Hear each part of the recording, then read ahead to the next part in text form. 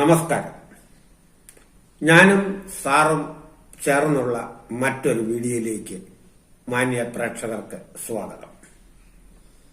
ഇന്ന് സാറിനോട് എനിക്ക് ചോദിക്കുവാനുള്ളത്, ഇന്ത്യയിലും നേപ്പാളിലുമാണ് ഹിന്ദുമതം ഉള്ളത്.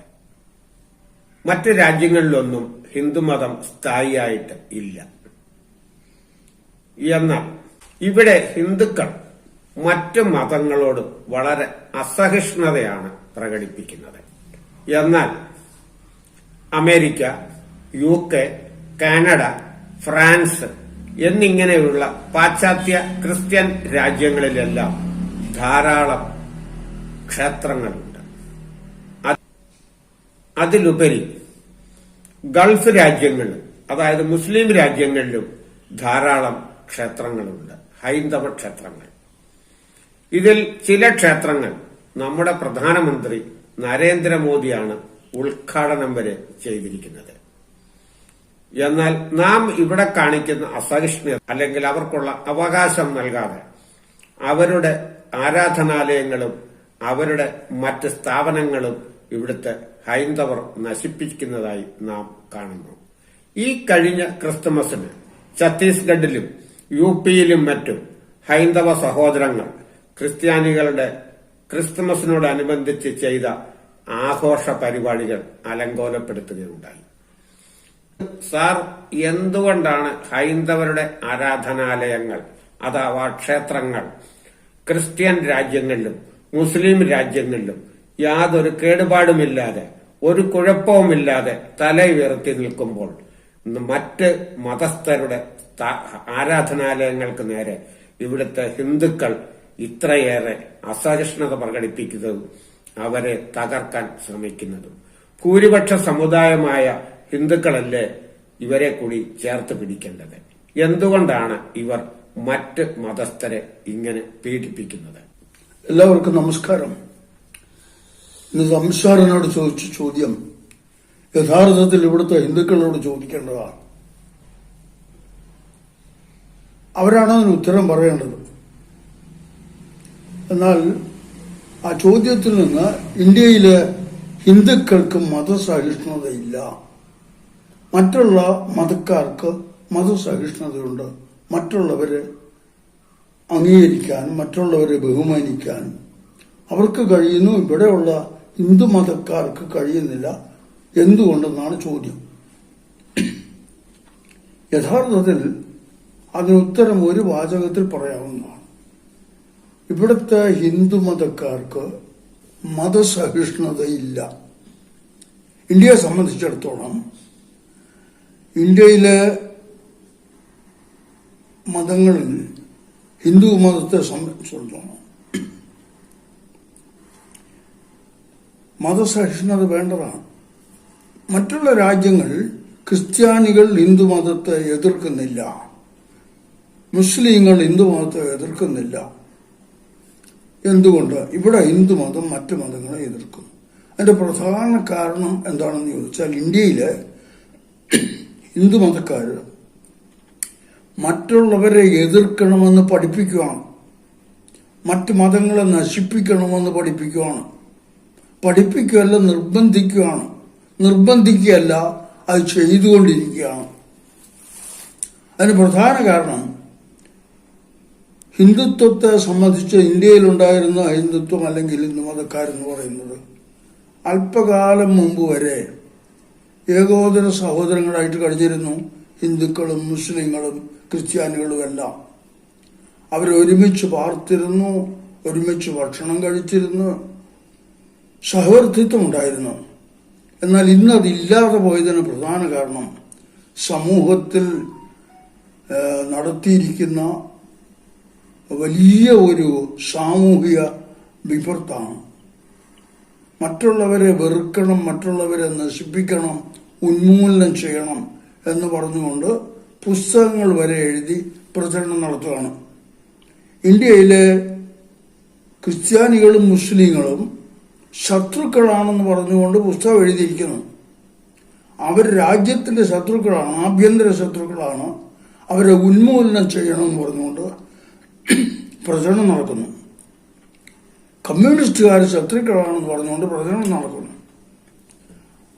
അങ്ങനെ സമൂഹത്തെ എതിർത്ത് മറ്റുള്ളവരെ വിഘടിപ്പിച്ച് തമ്മിലടിപ്പിച്ച് ആധിപത്യം സ്ഥാപിക്കുന്നതിന് വേണ്ടിയുള്ള വ്യഗ്രത കൊണ്ടാണ് ഒരുപക്ഷെ ഈ വിധത്തിൽ മറ്റു മതക്കാരെ വിദ്വേഷിക്കുകയും അവർ ശത്രുക്കളാണെന്ന് പഠിപ്പിക്കുകയും ചെയ്യുക.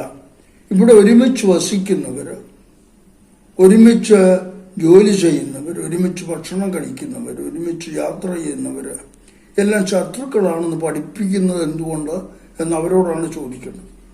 എന്നാൽ ഇതിന്റെ അകത്തൊരു രഹസ്യം എന്താണെന്ന് ചോദിച്ചാൽ, മറ്റു രാജ്യങ്ങളിൽ ക്രിസ്ത്യാനികളുടെ രാജ്യങ്ങളിൽ ഇതുപോലെ ഉള്ള എതിർപ്പില്ല. അതിന്റെ കാരണം എന്താണെന്ന് ചോദിച്ചാൽ, ക്രിസ്തു മതത്തിന്റെ മൂല്യം എന്ന് പറയുന്നത് സ്നേഹമാണ്.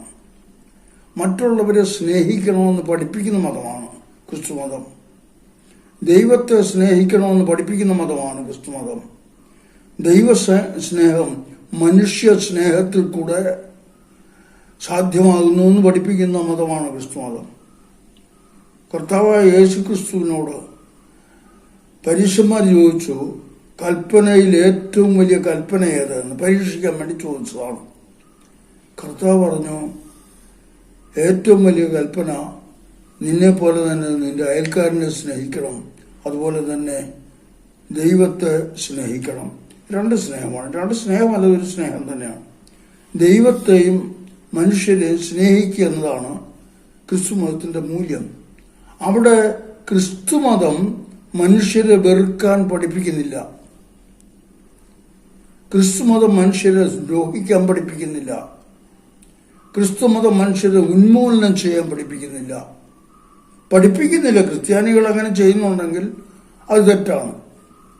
എന്നാൽ അതിന്റെ മൂല്യം, അതിന്റെ കാതലായ ആശയം എന്ന് പറയുന്നത് അവരിലുള്ള താല്പര്യമാണ് ക്രിസ്ത്യാനികൾക്കുള്ളത്. അതാണ് യഥാർത്ഥ മതം. സ്വയത്തിലുള്ള താല്പര്യത്തിൽ ഉപരിയായിട്ട് അവരിലുള്ള താല്പര്യം, അതാണ് യഥാർത്ഥ മതം. ഇസ്ലാം മതം എന്ന് പറഞ്ഞാൽ അവരുടെ ആ മതത്തിന്റെ മൂല്യം എന്ന് പറയുന്നത് സാഹോദര്യമാണ്. സാഹോദര്യം എന്ന് പറയുമ്പോൾ മറ്റുള്ളവരെ അംഗീകരിക്കുക, മറ്റുള്ളവരെ സ്നേഹിക്കുക എന്നുള്ളതാണ്. ഇസ്ലാം മതവും ക്രിസ്തു മതവും പഠിപ്പിക്കുന്ന ഒരേ ഒന്ന് തന്നെയാണ്. മറ്റുള്ളവരെ സ്നേഹിക്കണം, ഉപദ്രവിക്കരുത്, സഹവർത്തിത്വം വേണം, ഒരുമിച്ച് ജീവിക്കണം, അവന്റെ ആവശ്യം എന്റെ ആവശ്യമായിട്ട് മാറണം, അയൽവക്കത്തെ കുഞ്ഞുങ്ങൾ വിശന്ന് കരയുമ്പോൾ നമ്മൾ വയറ് നിറച്ച് കഴിച്ചുകൂടാ എന്ന് മുസ്ലിങ്ങൾ പഠിപ്പിക്കുന്നു. അപ്പോ അങ്ങനെയുള്ള ഭേദഭാവങ്ങൾ ഇന്ത്യയിലെ ഹിന്ദുക്കൾക്കുണ്ടോ എന്ന് സംശയമാണ്. ഇല്ല എന്ന് പറയുന്നില്ല, അവർ പഠിക്കുന്നുണ്ടോ എന്ന് സംശയമാണ്. ഇന്ത്യയിലെ ബുദ്ധമതത്തെ കുറിച്ച് പറഞ്ഞാൽ, ബുദ്ധമതം മനുഷ്യത്തിനോടുള്ള ദയയെക്കുറിച്ചാണ് പഠിപ്പിക്കുന്നത്. കൈൻഡ്നെസ്, അത് മനുഷ്യരോടുള്ള ദയയാണ്. മനുഷ്യർ കഷ്ടപ്പെടുന്നത്, മൃഗങ്ങൾ കഷ്ടപ്പെടുന്നത്, പക്ഷികളെ കൊല്ലുന്നത്, ഇതിനൊക്കെ എതിരായിട്ടാണ് ആ മതം ഉണ്ടായത്. അപ്പോ ബുദ്ധമതക്കാരും ഇസ്ലാം മതക്കാരും ക്രിസ്തു മതക്കാരും മറ്റു മതങ്ങളെയും മറ്റു മനുഷ്യരെയും അവരെ സ്നേഹിക്കണമെന്ന് പഠിപ്പിക്കുമ്പോൾ ഇവിടെ പഠിപ്പിക്കുന്നത് ശത്രുക്കളെ കൊന്നൊടുക്കണമെന്നാണ്. ഒരുപക്ഷെ ദുഷ്ടനിഗ്രഹം എന്നുള്ള പ്രത്യയശാസ്ത്രമായിരിക്കും അവർക്ക് പാഠമായിട്ടുള്ളത്. ഇന്ത്യയിലെ ജനങ്ങൾ എന്നാൽ അങ്ങനെയല്ലായിരുന്നു, ഒരുമിച്ചാണ് പോയത്.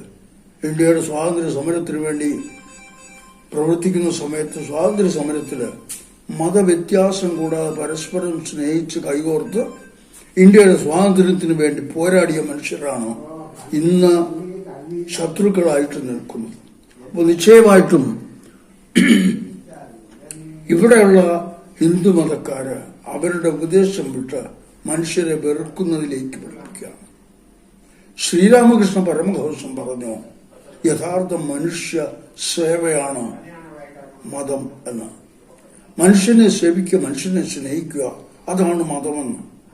അപ്പോഴാണ് ചാതുർണ്യക്കാർ പറഞ്ഞത്, യഥാർത്ഥ മനുഷ്യർ ഞങ്ങൾ മാത്രമാണ് ബ്രാഹ്മണ ക്ഷത്രിയ വൈശ്യ ശൂദ്രർ മാത്രമാണ്. മറ്റുള്ളവരെല്ലാം പുഴുക്കളാണ്, അവർണരാണ്. അവരെ മനുഷ്യരായിട്ട് കരുതേണ്ടതില്ല. അവർ പഞ്ചമരാണ് എന്ന് പറഞ്ഞാൽ ഈ 4 ജാതിയിൽ പെടാത്തവരാണ്, അവർണരാണ്, 4 വർണ്ണത്തിൽപ്പെടാത്തവരാണ്. അപ്പൊ മനുഷ്യരെ വെറുക്കുന്നതിന് വേണ്ടിയുള്ള സിദ്ധാന്തവും ഇന്ന് ഇന്ത്യയിലെ ഹിന്ദു മതങ്ങളുടെ ഇടയിൽ പ്രചരിപ്പിച്ചുകൊണ്ടിരിക്കുകയാണ്.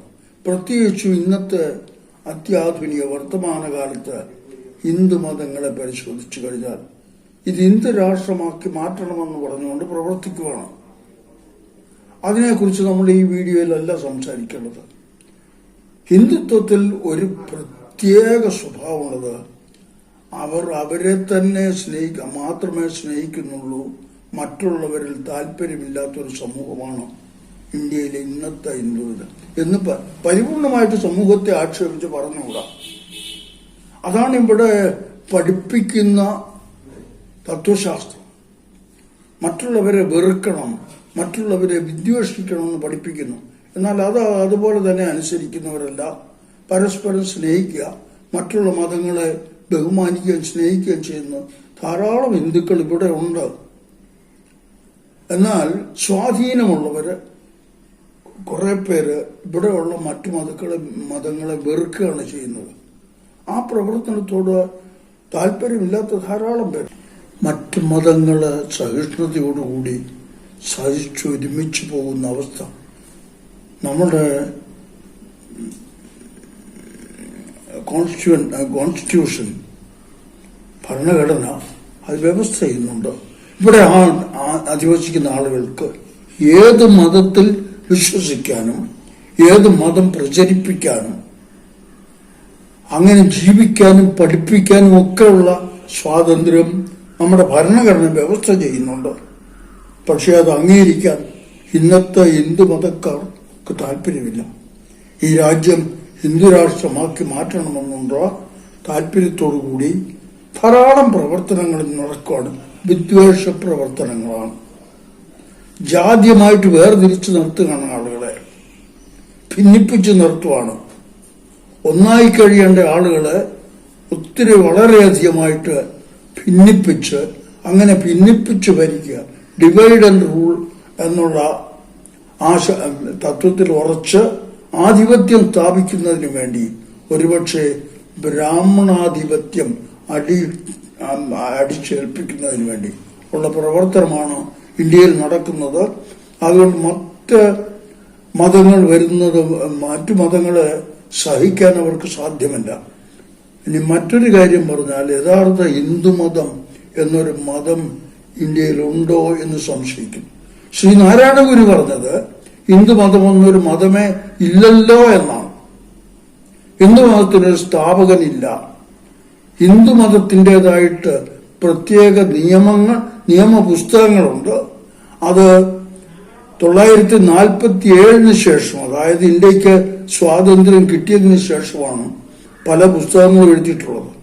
അതിലൊരു പല പുസ്തകത്തിലും ഹിന്ദു എന്നതിന് നിർവചനം കോടതി ചോദിച്ചാൽ അതിന് ഉത്തരവെന്ന് പറയുന്നത് ഹിന്ദുവിനെ കുറിച്ച് നിർവചനം പറയാൻ സാധ്യമല്ല എന്നാണ്.